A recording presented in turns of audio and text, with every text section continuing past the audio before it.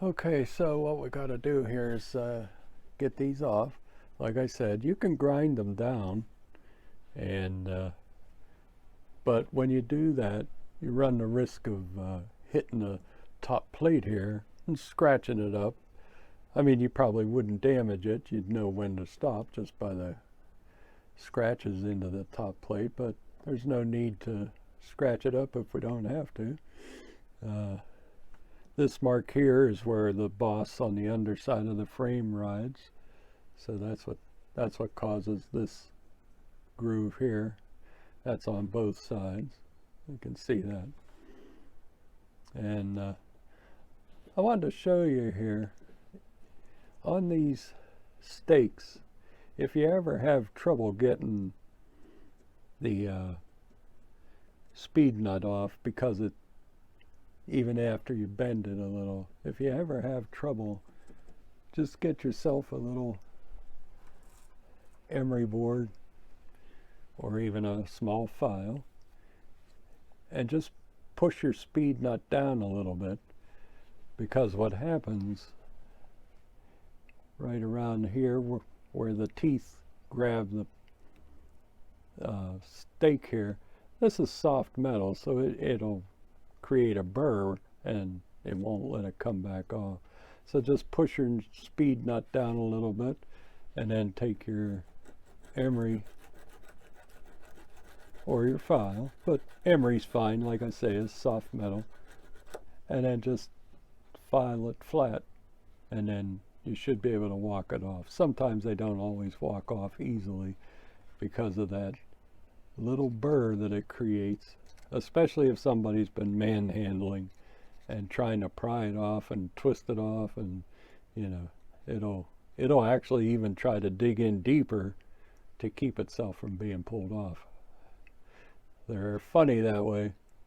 But yeah, and then you can turn it on this side and get the back side of the stake smoothed down, and then when you bend the speed nut with the vice grips, it should walk right off once that burr is gone. Okay, just an addendum to the previous video. Okay, so anyhow, what I use to do this is I take my nippers here and let's see if I can zoom in, get you a better shot of the situation here.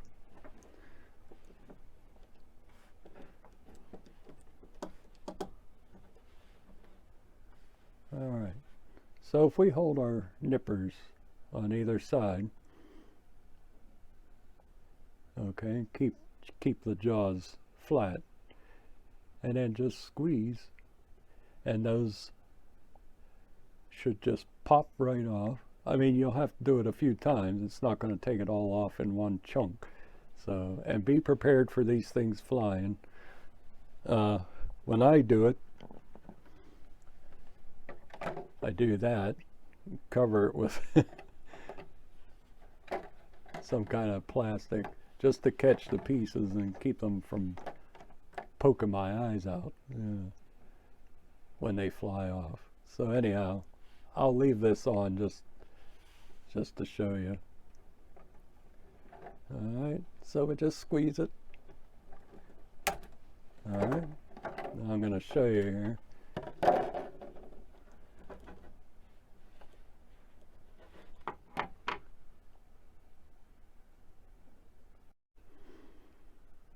Okay, if I could zoom in here, you'll see one piece of that has broken off already. Okay, so I'll let this one fly without the protection. All right, there it goes. Just have to nibble at it.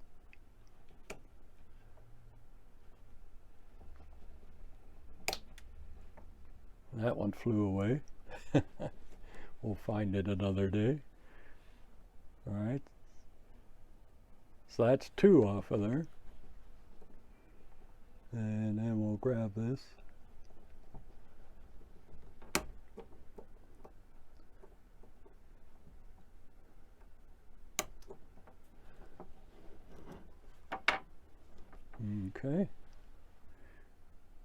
So there's all the swaged parts cut away. All right. And then we'll do the same on this side. Don't want to cut our wire.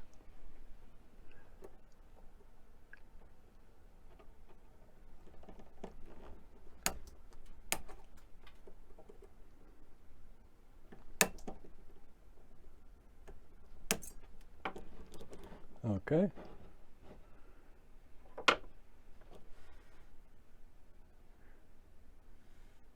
Very good. There we go. Managed to keep a couple pieces nearby. So this stuff is not magnetic, so you know, this is just junk metal.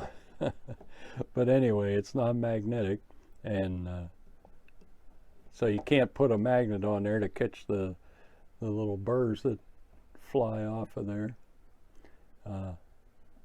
Okay, so anyway, then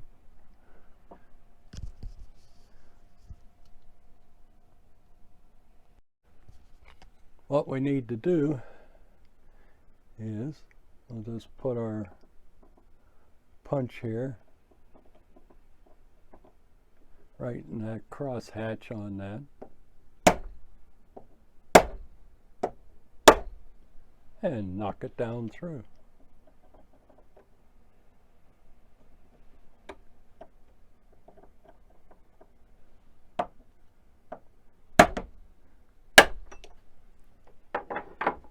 Okay, so that fell out. A little bit of corrosion buildup there, but there you go. Now that crosshatch gives us a good place to drill a hole, and we'll get to that in a minute. I drill for a 256 tap. Okay, we're set up here in the basement to drill these trucks, side frames. So we'll use the crosshatch here, and we'll use that as our center point for our drill bit. This is a number 51 drill size for a 256 tap. So let's see if we can get her in there. I'll try to keep my arm out of the way.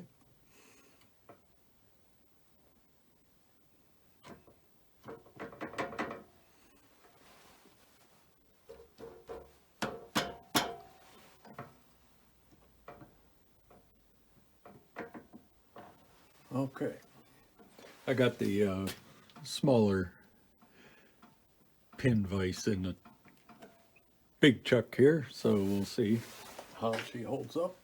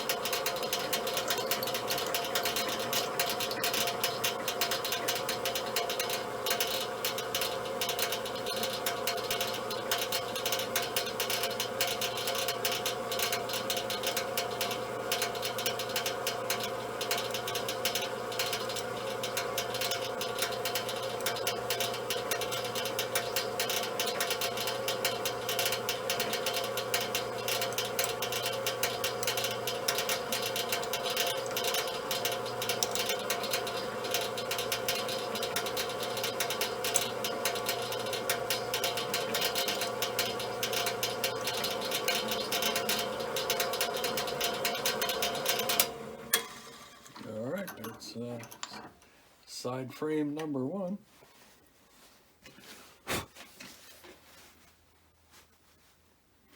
We got our holes drilled.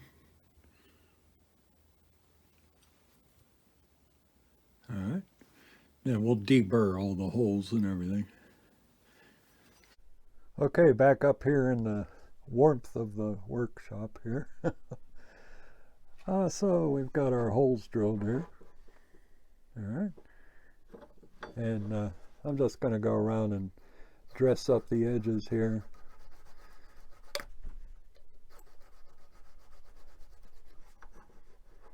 Just so it'll slip back into our truck frame easily.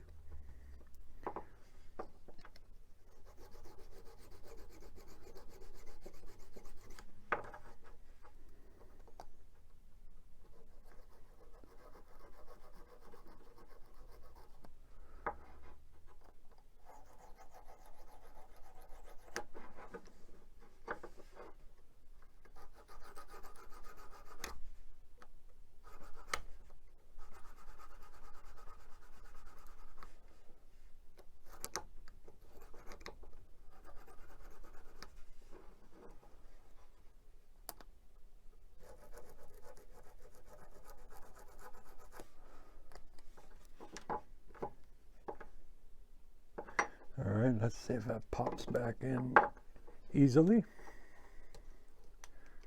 Yeah, get rid of all those burrs. Okay, yeah, see? That fits real nice. All right, nice and even, back to where it was. Okay, good. We'll work that out of there. Now this is, you know, this is that junk metal, as I keep calling it, because that's what it is. It's just a combination of metals. But anyway, don't use a file on this because it'll gum up your file. And just use an emery board. That'll be fine to dress it up. And the same with under here. Get the burrs off the underside of our through hole here that we drilled. All right.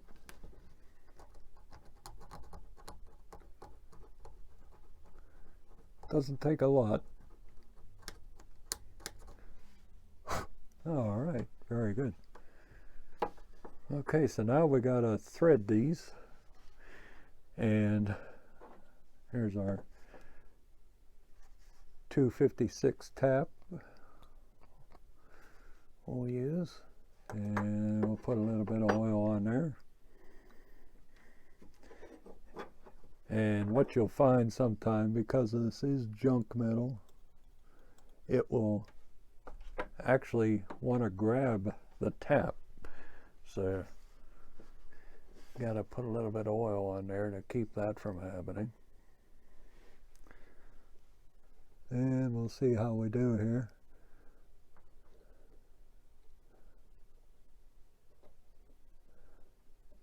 We'll just take a few turns, back it off,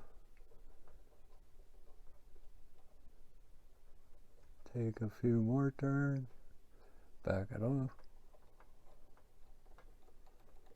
Always back it off to clear the chips.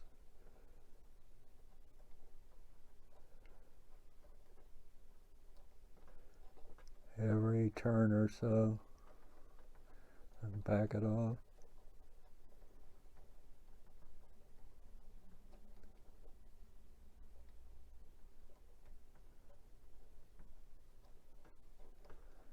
You'll feel it when you back it off, you'll feel it grab the chip and knock it off.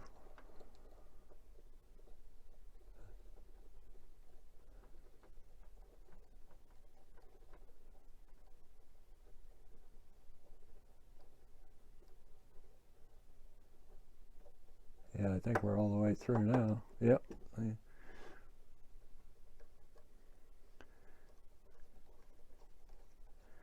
Very good. All right. And then, before you back it out, just take your brush and knock all the chips off the tap.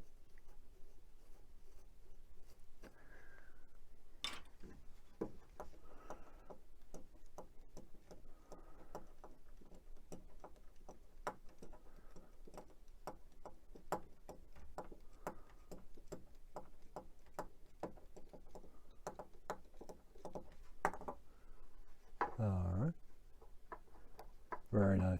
Put a little bit of oil in this one.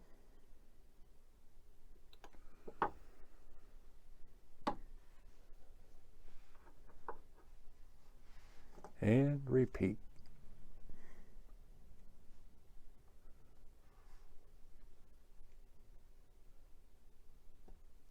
Make sure you're going in straight.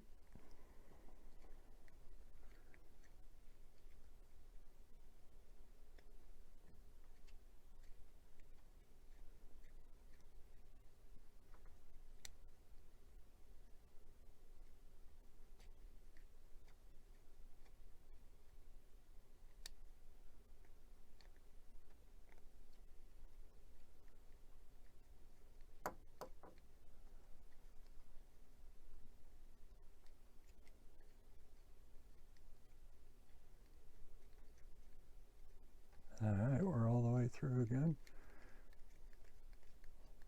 Wind it all the way in.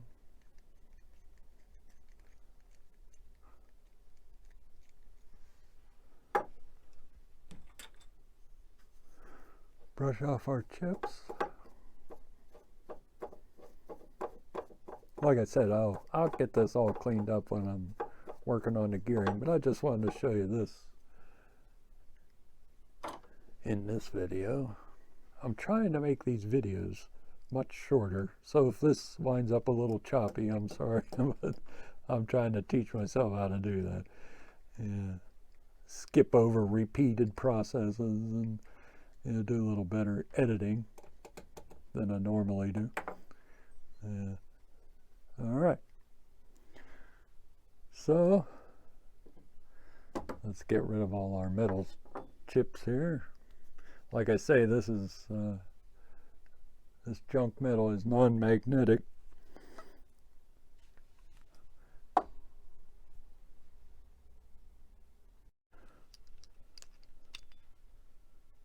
All right, let's see how we did here. We'll get our pieces here.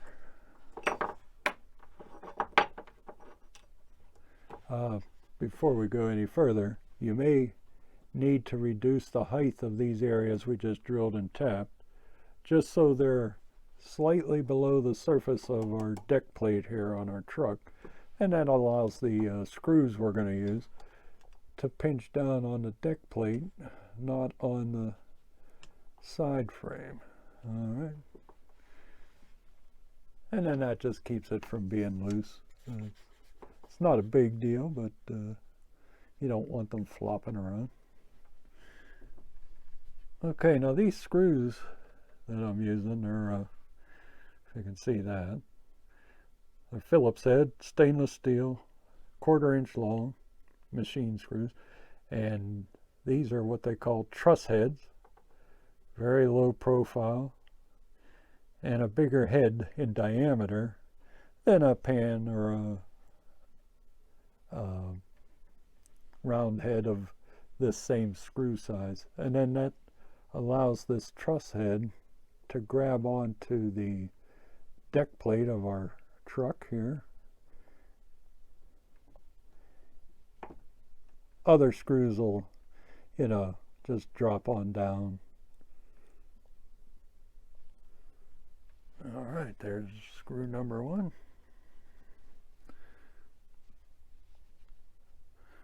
We still in the picture here? Yeah, we are. Okay. And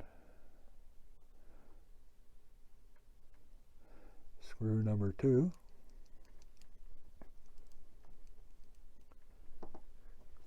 Okay, and then that length is good because it won't interfere with the wheels. It won't grab onto them and keep them from turning or scraping them or anything. So that part's good. That 1/4 inch length. Okay, so then there they are. They're grabbing our deck plate. You could add washers here if you want, but I've never had them drop back out. There's just enough of the size of that head to grab our deck plate, okay? And you could put Loctite on the threads if you want, but I've never had any back out of the truck. And then we'll do the same to the other side too when I'm done working on the gears here. But you could also forget all about this drilling and tapping and you could put epoxy right there to hold the truck frames back off, or hot glue or something, and that would probably hold up under normal usage. But I like a more mechanical fit. The only other thing I would mention here before we go back into our gear job is make sure you grease this area here on either side of the deck plate. Okay, people forget about this. It's very important for smooth operation, because on the underside of our